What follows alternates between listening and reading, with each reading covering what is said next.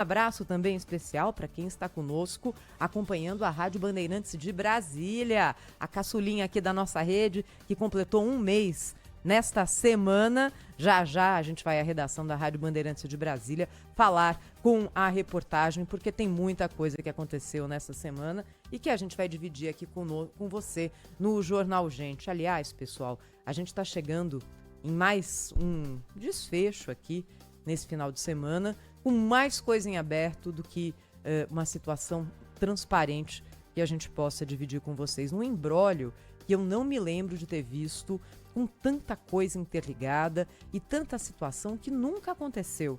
Porque quando já aconteceu uma vez, duas, três, você tem ali um parâmetro, né? Para falar, olha, da outra vez que a gente teve esse problema, aconteceu isso, a gente saiu dele dessa forma e assim vamos. Só que dessa vez em que o governo dos Estados Unidos envolvido, a aplicação da lei Magnitsky contra personagens políticos, pode-se dizer assim, do Brasil, tarifaço dos Estados Unidos, um governo em busca de popularidade, ano eleitoral chegando, um ex-presidente em prisão domiciliar e com a possibilidade de que a prisão domiciliar seja convertida em prisão mesmo, em algum momento, e essa é a grande dúvida agora no mundo político, né?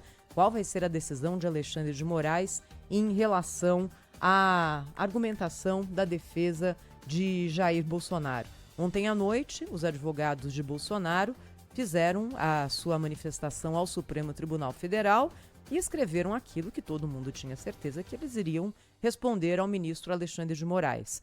Que Jair Bolsonaro não cometeu nenhuma irregularidade, que Jair Bolsonaro não descumpriu as regras da cautelar, e aí aproveitaram e colocaram ali uma cerejinha no bolo, dizendo o seguinte, que há uma ação política ligada a esse processo aberto contra o ex-presidente Jair Bolsonaro. A semana política foi marcada pela divulgação de áudios e de conversas de WhatsApp envolvendo o ex-presidente da República, o filho dele, Eduardo Bolsonaro, nos Estados Unidos, o pastor Silas Malafaia, com muita lavação de roupa suja, não é em público, porque era uma conversa de um grupo de WhatsApp, mas com um núcleo ali claramente rachado. Do ponto de vista jurídico, não há muita implicação daquilo que estava colocado lá, a não ser o fato de que o ex-presidente da República continuava usando o WhatsApp, talvez estivesse proibido de usá-lo. O WhatsApp é ou não uma rede social? De que forma isso vai ser lido pelo ministro Alexandre de Moraes? A gente vai saber nas próximas horas. Mas mostra que, num momento delicado para a família Bolsonaro, especialmente para o ex-presidente, já que o julgamento está marcado para começar a partir agora do dia 2 de setembro, nós temos uma tensão envolvendo esse núcleo que circunda Jair Bolsonaro. Ontem à noite houve a apresentação dessa defesa e agora a gente vai saber nas próximas horas se ela será ou não aceita pelo ministro Alexandre de Moraes, que pode dizer, ok, vida que segue, vamos ao julgamento a partir do dia 2, ou pode dizer não me convenceu e por causa disso vou repensar a situação jurídica do ex-presidente Jair Bolsonaro. Na média da temperatura política, o que se imagina é que seria um desgaste muito grande para Alexandre de Moraes, se bem que talvez ele não esteja preocupado com isso. Mas seria um desgaste muito grande fazer com que o ex-presidente fosse conduzido à prisão antes do seu julgamento, que está tão próximo. Mas vamos agora para a redação da Rádio Bandeirantes de Brasília.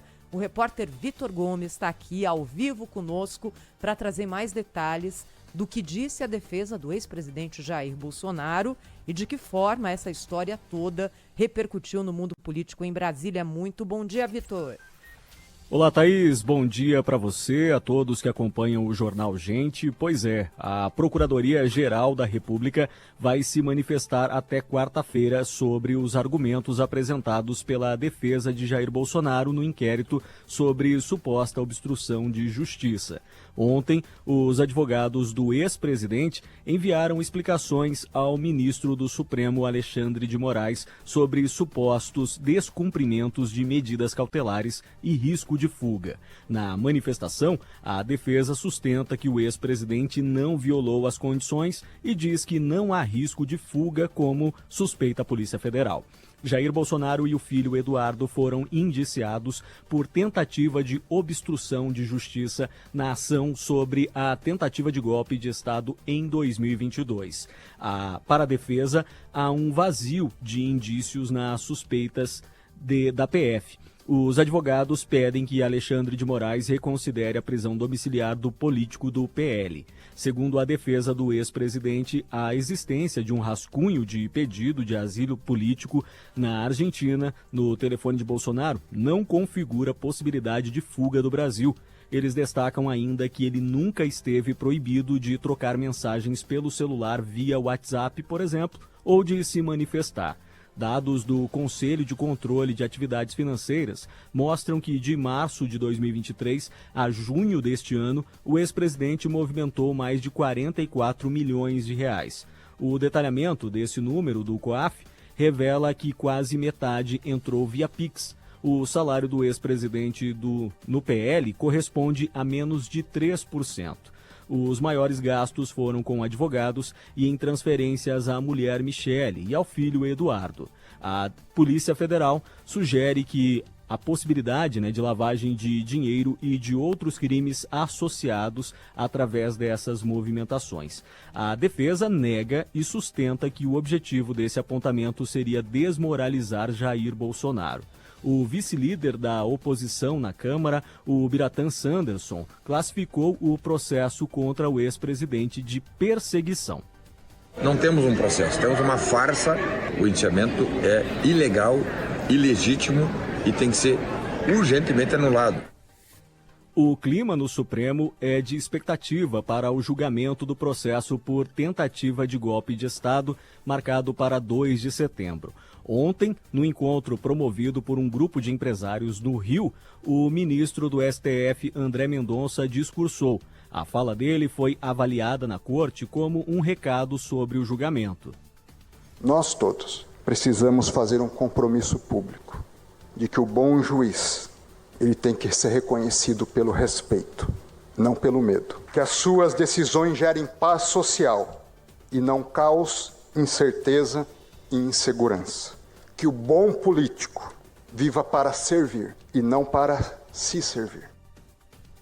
No mesmo encontro, na vez do ministro Alexandre de Moraes falar, ele ressaltou a independência do judiciário. O respeito se dá pela independência.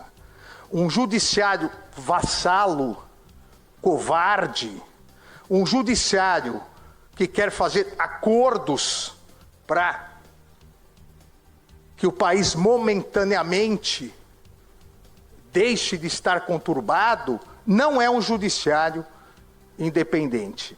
E o judiciário no Brasil é um judiciário independente. Pois é, esses os destaques iniciais da reportagem aqui da Rádio Bandeirantes de Brasília. Thaís Freitas. Ô, Vitor, há alguma determinação pelo regimento do Supremo ou por prazo legal para que o ministro Alexandre de Moraes se manifeste sobre a defesa apresentada pelo ex-presidente Jair Bolsonaro? Existe algum momento em que ele vai dizer sim, aceito ou não concordo com isso e aí determinar algum outro tipo de decisão?